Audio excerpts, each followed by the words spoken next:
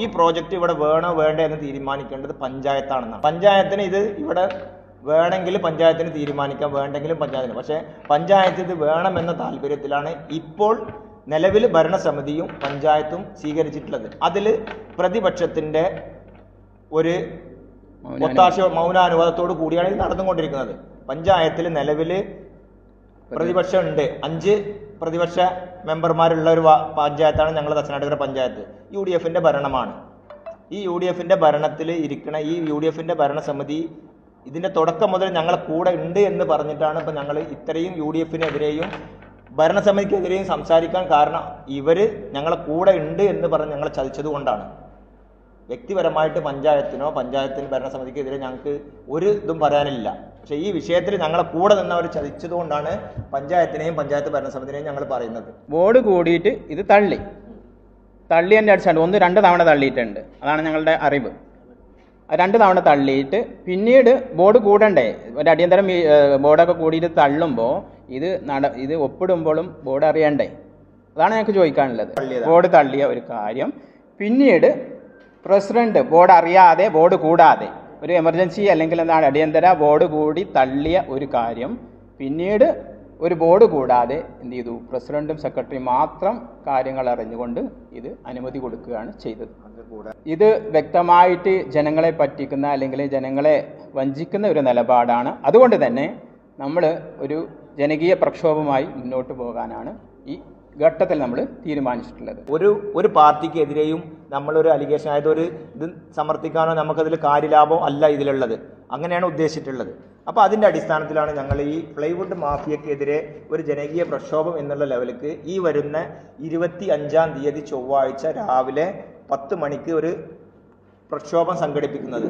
തച്ചനാട്ടുകര പഞ്ചായത്ത് മണ്ണാർക്കാട് മണ്ഡല താലൂക്കിലെ തച്ചനാട്ടുകര പഞ്ചായത്തിലെ 4-ാം വാർഡിൽ വരുന്ന ഒരു പ്ലൈവുഡ് ഫാക്ടറിയുമായി ബന്ധപ്പെട്ട് സിസ്കോ കമ്പനി എന്ന് പറയപ്പെടുന്ന ഒരു പ്ലൈവുഡ് ഫാക്ടറിയുമായി ബന്ധപ്പെട്ടുള്ള ഒരു വിഷയം പറയാൻ വേണ്ടിയിട്ടാണ് നമ്മൾ ഇവിടെ കൂടിയിട്ടുള്ളത്.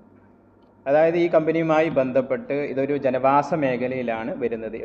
75ഓളം വീടുകൾ ഇവിടെ സ്ഥിതി ചെയ്യുന്നുണ്ട്. ഇപ്പോൾ സാധാരണക്കാരായ കൂലിപ്പണിക്കാരായ ആളുകൾ താമസിക്കുന്ന ഒരു പ്രദേശമാണ്. ഈ പ്രദേശം ഒരു ജനവാസ മേഖലയിലായതുകൊണ്ട് തന്നെ ഇതിന് എതിരെയുള്ള നാട്ടുകാരുടെ ഒരു എതിർപ്പ് തുടക്കം മുതൽ ഇതിന് അനുമതിയുമായി ബന്ധപ്പെട്ട് പഞ്ചായത്തിനെ സമീപിക്കുന്ന ആ തലം മുതൽ ഞങ്ങൾ എതിർപ്പ് അറിയിച്ചിട്ടുണ്ട്. പഞ്ചായത്ത് ഇതുമായിട്ട് ബന്ധപ്പെട്ട് പരാതി കൊടുത്തിട്ടുണ്ട്. നമ്മൾ കലക്ടർക്ക് പരാതി കൊടുത്തിട്ടുണ്ട്. അങ്ങനെ പല ആളുകൾക്കും MLAക്കും അതുപോലെ തന്നെയുള്ള എല്ലാ ആളുകൾക്കും നമ്മൾ പരാതി ഇതുമായി ബന്ധപ്പെട്ട് കൊടുത്തിരുന്നു. അപ്പോൾ ഇതിനകത്ത് പഞ്ചായത്ത് തുടക്കം മുതൽ നമ്മളെ അവഗണിക്കുന്ന അതുപോലെ തന്നെ കള്ളത്തരം കാണിക്കുന്ന ഒരു നിലപാടാണ് സ്വീകരിച്ചിട്ടുള്ളത്. ഈ പ്രദേശത്തെ ആളുകളെ ഇതിനുമായി ബന്ധപ്പെട്ട് അറിയിക്കുകയില്ല. ഞങ്ങൾ അറിഞ്ഞ ശേഷം പഞ്ചായത്തിനെ സമീപിച്ചപ്പോൾ, പ്രസിഡന്റിനെ സമീപിച്ചപ്പോൾ അവർ ഇതറിയില്ല എന്നുള്ള ഇതിനെക്കുറിച്ച് വ്യക്തമായി അറിയില്ല, പഠിക്കട്ടെ എന്നുള്ള കാര്യമാണ് അവർ നമ്മളോട് അവതരിപ്പിച്ചത്. പരാതിയുമായി ചെന്നപ്പോൾ നമ്മൾ ആ രീതിയിൽ അങ്ങനെയാണ് ഫസ്റ്റ് ടൈം. പിന്നെ അതിനുശേഷം നമ്മൾ ഇത് അന്വേഷിച്ചു. ഈ കമ്പനി പ്രതിനിധിയുമായിട്ട് ഒരു മീറ്റിംഗ് ഞങ്ങൾ അറേഞ്ച് ചെയ്തു. അപ്പോൾ അതിൻ്റെ ഭാഗമായിട്ട് അവർ പറഞ്ഞത് ഞങ്ങൾ ഇതുമായി ബന്ധപ്പെട്ട് ഇറങ്ങിയിട്ടുള്ളത്, ഞങ്ങൾക്ക് ഇതിനെക്കുറിച്ച് നിങ്ങളുടെ എതിർപ്പിനെ കുറിച്ചൊന്നും അറിയില്ല. ഞങ്ങൾ ഇതുമായി ബന്ധപ്പെട്ട് പഞ്ചായത്ത് പ്രസിഡന്റിനെയും അതുപോലെ തന്നെ അതിനെ സപ്പോർട്ട് ചെയ്യുന്ന അതിന് നേതൃത്വം നൽകുന്ന പാർട്ടിയെയും ഒക്കെ UDF സംവിധാനത്തൊക്കെ കണ്ടിട്ടാണ് ഞങ്ങൾ ഇതിന് മുന്നിട്ട് ഇറങ്ങിയിട്ടുള്ളത് എന്നുള്ളതാണ് അവരുടെ ഒരു കാര്യം. അപ്പോൾ അതുകൊണ്ട് തന്നെ അവിടെ മുതൽ തന്നെ ഞങ്ങളെ ചതിക്കുന്ന ഒരു നിലപാടാണ്. ഞങ്ങൾ അറിഞ്ഞിട്ടില്ല എന്ന് പറയുകയും എന്നാൽ കമ്പനിയോടൊപ്പം കൂടിയിട്ട് ഇതിനെ സപ്പോർട്ട് ചെയ്യും ഞങ്ങളെ ഭാഗത്തുനിന്ന് കാര്യങ്ങൾ മറക്കുന്ന ഒരു സമീപനമാണ് അവർ സ്വീകരിച്ചിട്ടുള്ളത്. അപ്പോൾ അതുകൊണ്ട് തന്നെ എന്നിട്ടും ഞങ്ങൾ അവരെ ഒരു അവിശ്വസിച്ച് നിന്നിട്ടില്ല.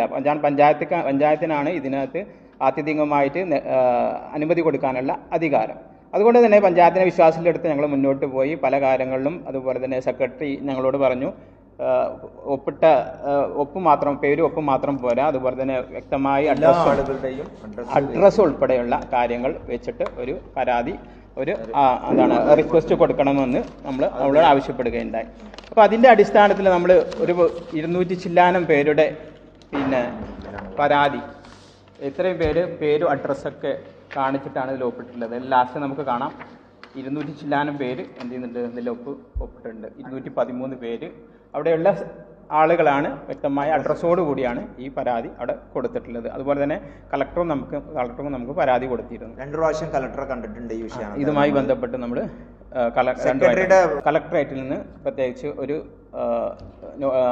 ഇതുമായി ബന്ധപ്പെട്ടൊരു എന്താണ് എന്തെങ്കിലും ഒരു കാര്യം നമുക്ക് കിട്ടണം, എന്നാലേ നമുക്കിത് തള്ളാൻ പറ്റൂ എന്നുള്ള അടിസ്ഥാനത്തിൽ എന്ത് ചെയ്തു, നമ്മൾ അവിടെ നിന്നും നമ്മൾ എന്ത് ചെയ്തു, ഒരു റിപ്പോർട്ട് പഞ്ചായത്തിൽ കൊടുത്തു. എന്നിട്ട് അത് തള്ളി.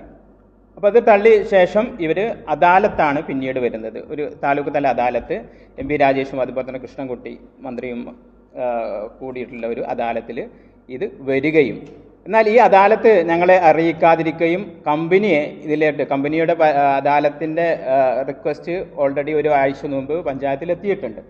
സാറിന് അങ്ങനെയാണല്ലോ, കാരണം അവർക്ക് എന്ത് ചെയ്യണം, ഫയൽ അവിടെ ഹാജരാക്കണം.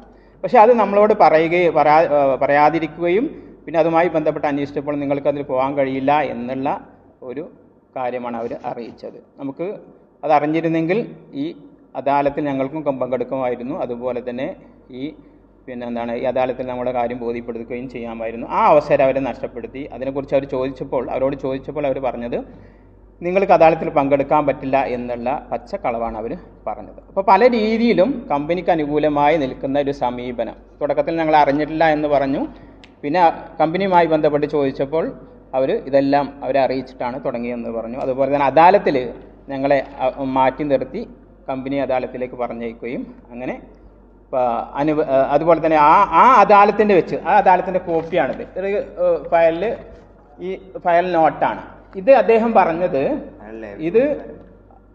അദ്ദേഹം ലൈവിൽ വന്നിട്ട് ഞങ്ങളൊരു ആക്ഷേപം ഉന്നയിച്ചു, ഫേസ്ബുക്ക് പോസ്റ്റൊക്കെ ഇട്ടപ്പോൾ അദ്ദേഹം ലൈവിൽ വന്നിട്ട് ഇത് കാണിച്ചിട്ട് അദ്ദേഹം പറഞ്ഞു ഇത് MP രാജേഷിൻ്റെ ഉത്തരവാണ് എന്നാണ് പറഞ്ഞത്.